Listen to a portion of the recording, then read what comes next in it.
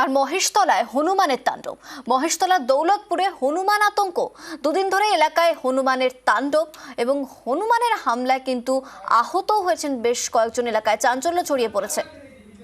সমীর রয়েছে, সমীর থেকে একটু গোটা বিষয়টা বোঝার চেষ্টা করবো। সমীর, বন দপ্তর কিভাবে চেষ্টা করছে একটু জানবো, কি আপডেট রয়েছে, যারা আহত হয়েছেন তারা কেমন রয়েছেন, কতদিন ধরে এই হনুমানের হামলা?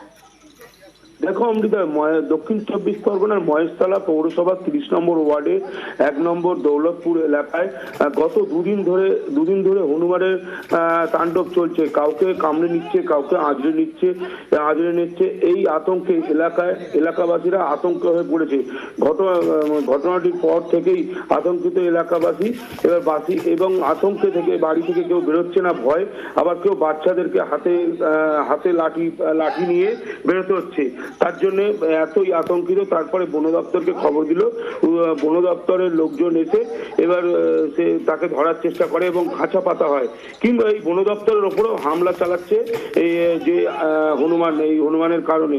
রাতের বেলা তো বন দপ্তর যখন এসে যখন চেষ্টা করছে হনুমানকে ধরার জন্য রাতেই হনুমান ওই আক্রমণ করছে যে বন দপ্তরকে। এই নিয়ে এলাকায় আতঙ্ক রয়েছে, এলাকায় কেউ ঘর দিয়ে বেরোতে পারছে না। বন দপ্তররা রাত্রে কি ধরতে পারেনি, খাঁচাও পেতেছে। এবং আজ বন দপ্তর ঘুম পাড়ানি, বন্দুক নিয়ে আসার কথা আছে ওকে ধরার জন্য, কিন্তু এলাকায় ভয় আতঙ্কে কেউ ঘর দিয়ে বেরোচ্ছে না। স্বাভাবিক বন দপ্তর চেষ্টা করছে সেই হনুমানটিকে ধরার। অনেক ধন্যবাদ সমীর।